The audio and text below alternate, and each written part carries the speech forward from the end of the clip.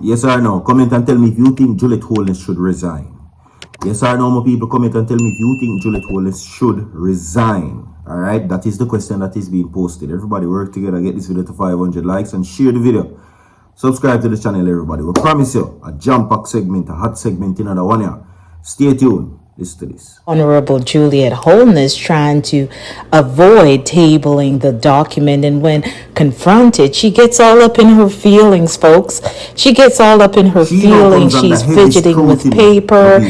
She is wiping her hair back. She is like, I don't know, she's also wiping off sweat because it's getting hot in the House of Parliament.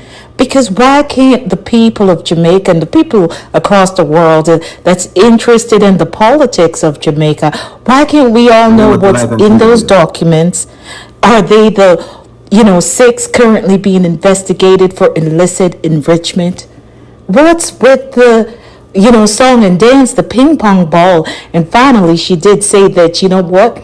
I could decide because I'm following the law when I table it in the House of Parliament. I gotta, dot my I's and cross my T's. I just can't hold it, folks.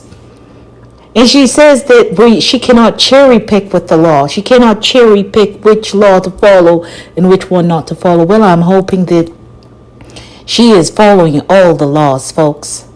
Now she's in this video that I'm going to share with Talk Your Mind here, folks. We're going to be focused on Angela Brown-Burke, folks. Just highlighting, the obvious, right? She's asking for the illicit sex, right? Like, what's going on? And guess what? The Honorable Juliet Holness wants her to strike it. Everybody should strike it basically from their records because she doesn't know anything about no illicit sex. That wasn't ever discussed in the House of Parliament. Yeah, that's what she said. She knows nothing about it. Very interesting. Like, where have you been, Honorable Juliet Holness? Have you been living under a rock? This is what we've been talking about. No. The opposition originally had a problem with this situation. Alright, and apparently it's now reflecting on a wider scale within the Jamaican population. Alright, it now comes into concern why she's now filling that position. Remember that position was occupied by Marissa Dalrymple Philibert, who called her resignation allegedly based on charges of breach by the Integrity Commission. Okay, now it is being said that she now is inconsistent and has faced harsh criticisms from both the opposition and some members of the public also. Alright, it is now coming to question who they now say what are the consistencies about her tabling the reports. See, Wagwan, there's a chain situation that is happening with the reports by the Integrity Commission. Alright, now when they investigate, which is the first step, okay, they then run their investigation upon whoever it is. Alright, put it together in a folder or a portfolio or whatever the case may be, even a file to make it simpler terms. They then send it to the Oversight Committee. Now, this is where it gets interesting. The Oversight Committee is consisting of Juliet Holness and many members, even Everett Warmington also. And then after it is being tabled, it is then presented to the public. And that right there is a problem to enough, because they're saying that she is inconsistent with the tabling of the reports of the Integrity Commission.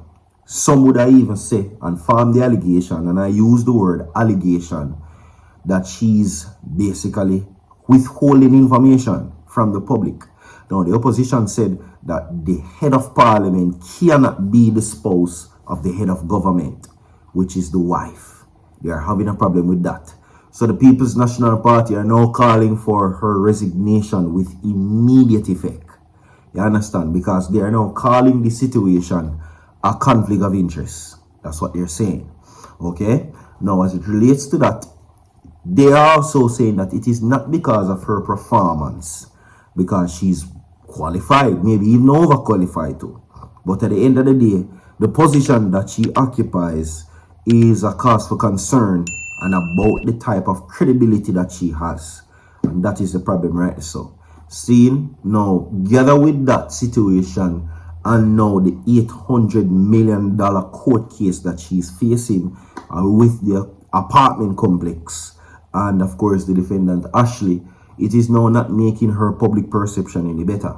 All right, and it is now being brought to you within the favor of the public and the opposition, People's National Party, people, that she should, do Jamaica a service and step away from the position that she now holds as Speaker of the House. See, they're finding her not operating in an independent manner. That is the big problem, right? So that they are having. Whenever the opposition takes the seat in the House of Parliament, it seems as if that it is creating the perception that she's always in defense of, and I'm quoting her words, her husband, and her words again, the real boss. You understand? And again, I'm quoting her hubby. That is what, she has described him as, rightfully so, because her husband. You understand? But the opposition is saying that it does not appear that she's operating independently in a fair manner. You understand? It is now creating the perception that there is a preference and that she picks side as it relates to a speaker. You understand? Now, remember in Parliament, the function of the speaker is to moderate both sides, ensure that both sides get their point across without being disruptive or, whatever the case may be. But that does not seem to be the issue that is right now at hand, where her duties are concerned. You understand? So, I'm going to ask you the question again. Should she resign? You understand? I mean, that's what the PNP is saying, that she should resign immediately for the interests of the Jamaican people. Okay? So, they are now charging that topic at her directly, all right, in what appears to be that situation. And we're going to move on from that now, people, to know, of course, this. Now, a few days ago, tragedy struck as, of course, senior journalist has been dropped. All right? She is, of course, Barbara Gale. Barbara Gale has been described as journalist extraordinaire. So I'm going to bring a new development pertaining to that. Now, the perpetrator was caught on CCTV footage, my people, and since now apprehended by the police and has now been charged. And the headline is Suspect Journalist Murder Hit with Separate Charges. Now, the suspect held in connection with the dropping of court reporter Barbara Gale has been charged with a separate crime. Now, on Friday, the Greater Portmore police charged him with housebreaking of a home in Caymanas Club estate. Now, this is the same area where Mrs. Gale was dropped. Now, according to the investigators, the suspect broke into the Caymanas Country Club estate house, and, well, on the same day, Barbara Gale was discovered. Now, Mrs. Gale, a retired journalist, was found dropped in her home last Tuesday morning. She has been belonged with stab. They must say basically that's how her life was taken. Now, the incident has been taken deeply by both media and legal communities. Now, the suspect also stole Mrs. Gale's vehicle, which was disclosed in a separate incident, and it was discovered following the day along Dyke Road in Portmore, St. Catherine. He was taken into police custody on Wednesday evening, and after the police found him in hiding in bushes. Meanwhile, the Director of Public Prosecutions, P0lice, says she's deeply saddened by the brutal attack on Miss Barbara Gale. Miss Llewellyn says it is disheartening that Mrs. Gale was not alive to see her triumph in the Court of Appeal. And that was, the Director of Public Prosecutions, P0lice. So apparently, they had a close relationship.